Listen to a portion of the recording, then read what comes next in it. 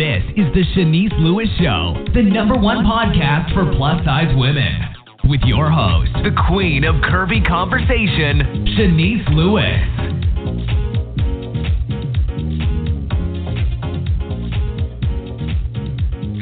Welcome to the show. I'm your host, Shanice Lewis. Today is Monday, September 28th, 2020. Make sure you're following the show's social media pages on Facebook at The Shanice Lewis Show and on Instagram and Twitter at Shanice Show. And make sure you subscribe on Apple Podcasts, Google Podcasts, Spotify, and now we are on Amazon Music. So subscribe on your favorite podcasting app and never miss a show. Today we have a very special guest.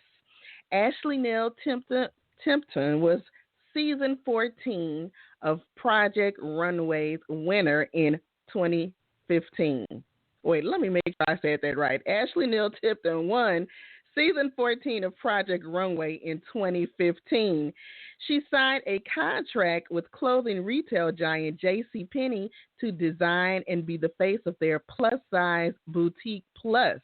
She has also designed plus-size patterns for Simplicity and her own jewelry line for K&M Accessories. Gifted in understanding the needs of the plus-size consumer, Ashley released her first line of apparel and eyewear in November of 2017 and continues to work as a design consultant for other plus-size establishments. Ashley has appeared in numerous media outlets, including Fashionista, Los Angeles Times, Glamour, InStyle, Racked, USA Today, People, and Cosmopolitan magazines, as well as Lifetime, E! Online, and the Rap TV shows. And we are so excited to speak with Ashley today. Hey, Ashley, are you there? Yeah, I'm here. How are you, Shanice?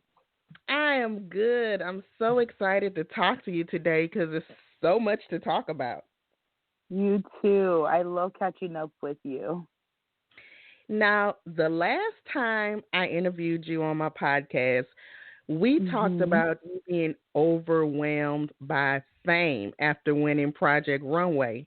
Now, explain what were some of the obstacles you had navigating fame and being a star, because from the outside looking in, people want to be in that position. There's designers that are aspiring that want it to be you.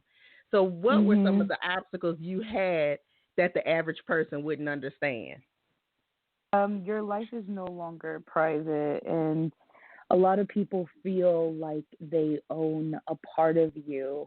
They own a part of your privacy, meaning like they want to know everything that what's going on in your life, and want you to take them with you during your day, and or just having an opinion about your designs and your every move. And I just didn't understand any of that. And I had a hard time accepting other people's opinions or comments. And that's why a lot of that affected me. And I didn't know how to juggle all that energy from other people. Now, was it the negative energy? Because you had a lot of people that loved you to death.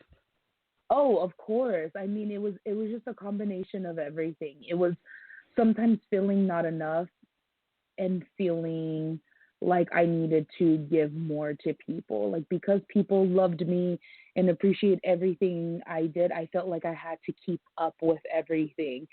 And going on Project Runway, I was just being myself. I was truly just fighting for an industry that was being underserved, and I wanted to represent that industry and represent myself as a designer. And that's what I did, and I didn't know that something that I was fighting for so passionate about, other people would be so passionate about it, that it was like I was kind of carrying this industry to keep going, and I didn't know what to do with that power or do with that type of exposure. I didn't know. I was, 23, 24 years old and just still trying to figure out life, how to navigate the fame, how to navigate all this new responsibility, not having any time to myself, constantly having to make decisions, and those decisions were big decisions, and it was just really, really hard to handle everything at once. Now, looking back, do you think not being confident and not being happy after the win stopped you from reaching your full potential with all the opportunities that were presented to you? Oh yeah, most definitely. A lot of my fears kept me back. A lot of what I thought other people would think about me stopped me. I wish I could go back and do it all differently. But then again, things happen for its reasons, and I've learned so many valuable lessons and how to handle situations and how to handle people's opinions, and being able to know when someone is trying to persuade me to do something different than what I want, and like knowing when to stand up for what I believe. Now, today in 2020, you have Yes, officially closed down your design company. Now, is this move temporary or permanent? a temporary. Everything's temporary. I mean, you have to understand what we're going through right now is life changing for everyone. And our priorities or our focus has now shifted in many different places. And I just really felt like in order for a business to survive any type of economy issues, you have to be able to pivot and change your company into what the economy needs and what people need. And I just felt like, I've been designing for a while now, and I would love to adventure out into something new, but I don't want to lose myself as a designer.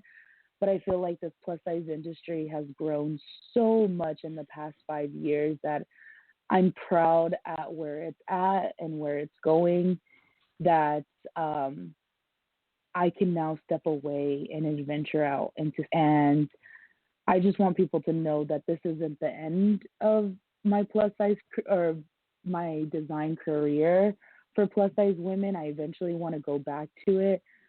But in order to be an independent designer, an indie artist, you have to have financial backing. And there was no way that I was going to be able to keep a business during these times.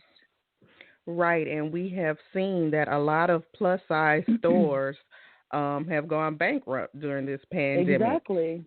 And Exactly. actually, my last guest, the president of D and Co, told us that 30% of the plus size stores have gone under. So it's a big amount. Yeah. So It just that was lets a you know where people are spending their money. right. People aren't buying clothes. Like, as we're sitting at home. I mean, some of us are sitting at home, some of us are going back to work, but our money has shifted, and we not necessarily have the luxury to buy clothing. And that's why I felt like I don't want to pressure people into buying clothing. If anything, it's more of self care right now, self awareness, and what can I do to provide products for people who want to take care of themselves. And that's Now, why, oh, go ahead. besides the financial part, did you lose anybody during the pandemic that really hit home, or was it just the state of the world bothering you? Like family members from Yeah, COVID, or, I yeah. mean, I've had a lot of people around me who've been affected by it. Yes, I've had close members who passed away from COVID just recently. Um, but just seeing everybody around me be affected, not infected by COVID, but just affected by how everything has shifted in this world by losing their job. I mean, my parents lost their jobs, my brother lost his job, family members lost their jobs, friends. And so when we started seeing more and more people get affected in the United States, that's when we felt like we need to help and support people, and why not use the fabric that we have here to create masks. And we started out donating our masks, and then we saw how much people needed a need in these, and we started, why not make these masks fun, so that when you're wearing them, you're not constantly reminded of this negative, event that is happening in our lives. Why not have fun with wearing the mask, and either having a positive message, or, a funny joke, or a cute image. So we just wanted to bring some light somewhere in this. And have designing these masks been your creative outlet and kind of fill the void since you're not designing clothes right now?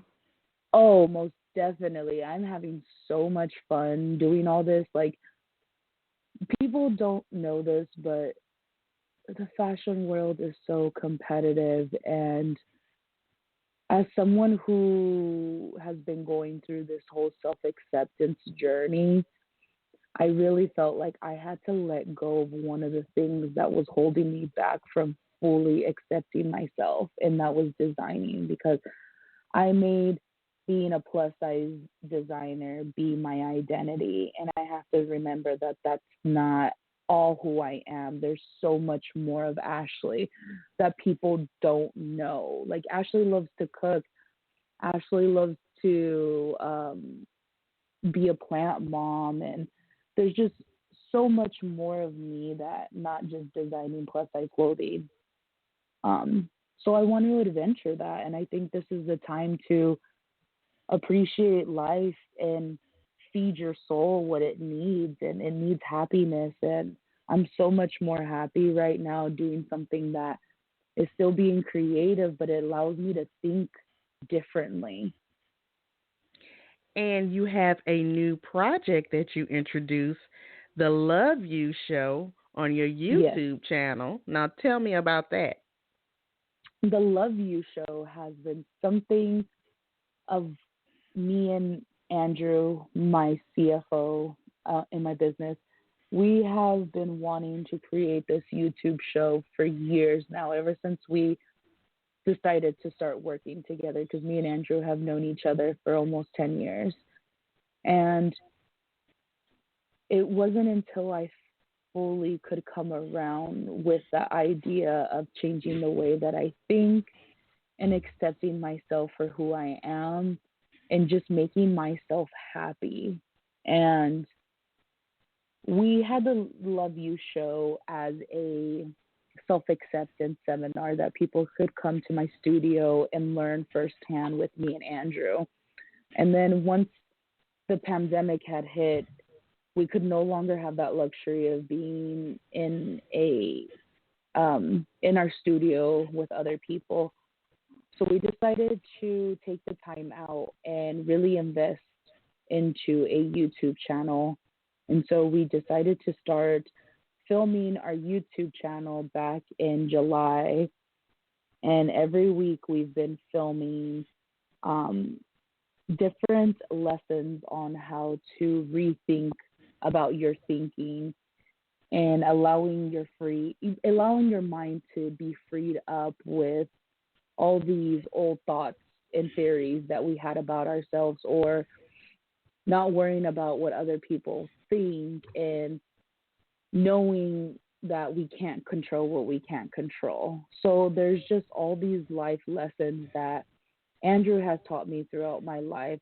He has this knowledge in our minds, and I've seen how he's lived his life stress-free, and I want nothing but that in my life, because I see how much joy certain things bring to him, and I want to embrace what brings joy to me and not be ashamed of it, and spread this learning that I've taken on in my life, and just loving myself for who I am and knowing that it's enough. Now, I had the opportunity to watch your show. You have 3 episodes out, and I've watched all 3. So Yes. I saw Andrew say I think he saw you on Project Runway and he reached out to you. So initially, did you guys meet through social media? Was he a fan and then reached out to you, and that's how you connected with him? No, me and Andrew had known each other way before Project Runway. He was actually one of my professors in college, and what he meant by reaching out is, we would only see, or I had already graduated from college maybe 2 3 years after that, and I would only see him maybe once a year to do my taxes because he was a tax preparer. And he had heard from the grapevine that I was on Project Runway, that I had won. And so he really wanted to help me navigate through all this because he felt like he knew the right people to help me through the process, because that's when I was going through signing a contract with J.C. Penney's and all these endorsements and all these contracts were coming, and he just kind of came in at the right moment and was able to help me because he knew me as a student and as a business person already where I was at, and we just worked so well that we just became best friends, and now he's just like a father figure to me and also my business partner at the same time. Nice. And so on the second episode, you guys were talking, and he mentioned that it was hard for you to get weight loss surgery because you were worried about what other people would think, and you kind of teared up a bit when he mentioned that. So on this YouTube show, are you presenting yourself as an expert on, self-help, or are you presenting yourself like you're still a work in progress? I'm still a work in progress, but I think I've done so much of the work that you guys will be able to see me work these things out in front of the camera. And nobody knows this yet, but I halfway, let's say, maybe 2 videos from now, you guys will be witnessing me break up with my boyfriend and kick him out of my house. What? And I literally, it's the day after I do this, and Andrew's filming me, and he's like, how are you doing? What's going through your mind right now? Like, we talk about the emotions, and that's what's so amazing about doing this work is that I have Andrew right next to me, and he gets to work all these things out with me. And then me being vulnerable in front of the camera and allowing you guys to see this process, like, I'm not bothered by it one bit.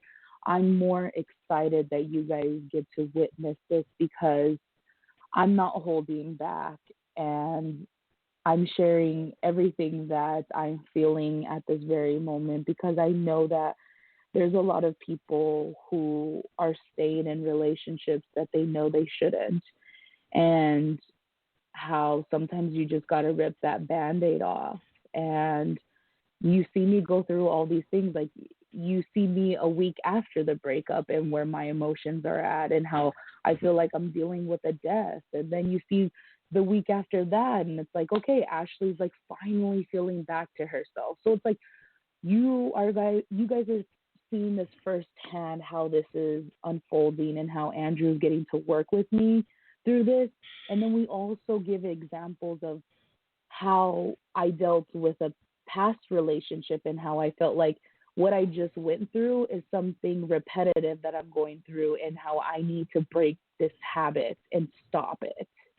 And why do I continue going to these certain relationships? So not only is it about self-love, but it's also about relationships and life situations and special situations in our lives that have happened to us that have changed our thinking since then.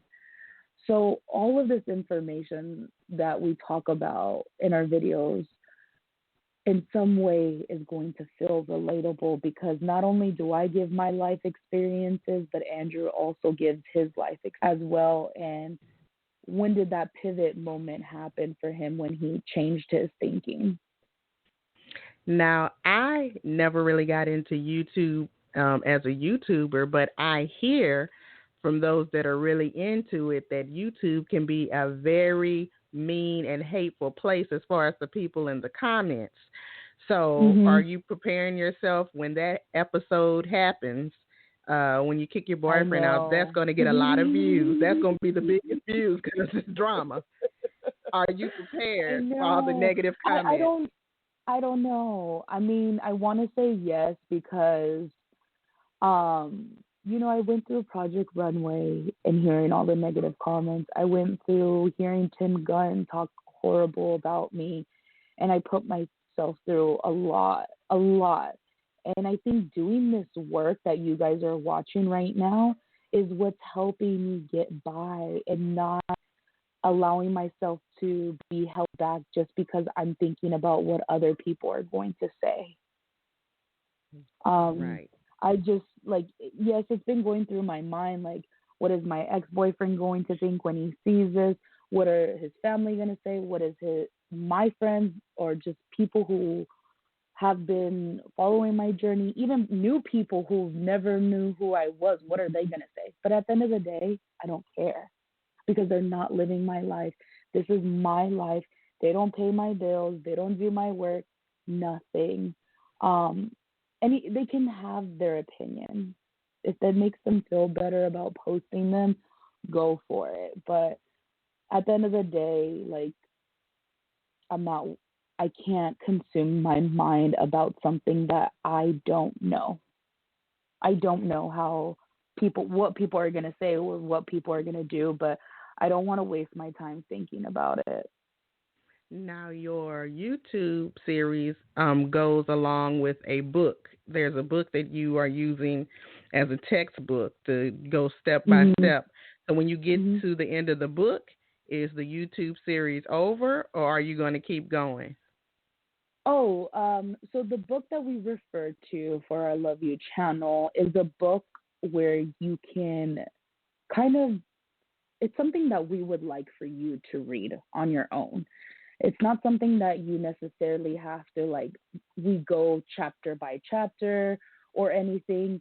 But we're just kind of taking that book and reiterating what's in there. Because it's a book about identity. And if you really want to start working on yourself as a person, you have to read this book. And it kind of just breaks down everything. And if you feel like you don't understand it, then that's when we want you to watch our YouTube channel so that you could hear from me on my life experiences and what I did as an example or how I took this into my life and how I approach this, then that's great for you to be able to have the visual of that and hear other people's stories. But definitely reading the book on your own is something great to have. But the work that we're doing, there's going to be, we have so much work that we're just scratching the surface with this part of our series. And so if a young designer is listening and they want to model their career like you, what advice would you give them about being a designer? Know what's happening in the world right now and know how you can help, know how you can take a stance. How does your business relate to what's going on right now?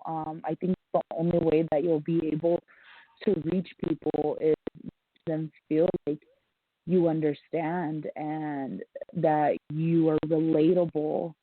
I've had a lot of people ask me that they've been thinking about getting into design and doing their own business, but you have to look at where the economy is at right now and where businesses are going and what people need and how you can fit yourself in there, but also be unique and different.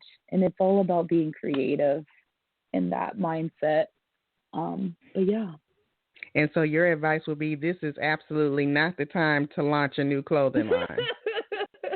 No, I mean, and it's so hard. I don't want to say no because we don't know, but it's honestly, where are people spending their money right now?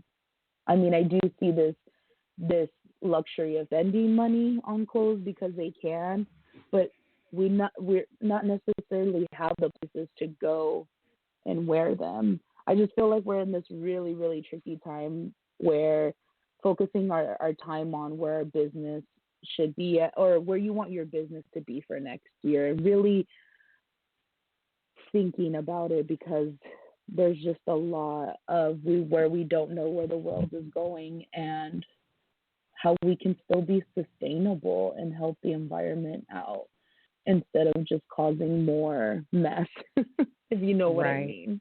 You're right. So what is your ultimate goal with your career and your brand now? Because it looks like everything has changed. It's more of just making people understand that you have to love yourself. You have to love you. And once you understand loving you, then you have let this area in your mind be free. I remember when I first started doing this work, people started calling me selfish. And Andrew's like, you're finally doing the work, Ashley. Like, you're on the right track. Like, nothing is wrong with being selfish. You are putting yourself first before anybody else. You are making yourself happy. You, like, not giving other people jobs, expectations, things like that. So, that's just where I have been, and I want people to share that with others. I think it's amazing. We're now appreciating life a little bit more than we did last year, and I want to be able to show people how to self-love, take care of themselves mentally, physically, and emotionally, because it's a tough time. Absolutely. So before you go, tell us your official website and your social media pages. My website is ashleynelltipton.com, and you can find me on any social media site as Ashley Nell Tipton Designs. And what's your YouTube? Ashley Nell Tipton. Oh. There is no one like me, so you can just find me underneath my full name, and everything will come up. And we have a certain playlist that's called The Love You Show, where you can watch every episode together. Well, thank you so much for being on the show today. It's always a pleasure catching up with you and continued success. Thank you so much for having me. And enjoy the rest of your day. You too. Bye, Shanice. Bye-bye. And thank you to my fabulous guest, Ashley Nell Tipton. Make sure you check out her new YouTube show, Love You, and make sure you check out her mask so you can be safe from the coronavirus. Thank you for tuning in. I've been your host, Shanice Lewis. Thank you for supporting. Until next time, keep thriving in your curves and be blessed.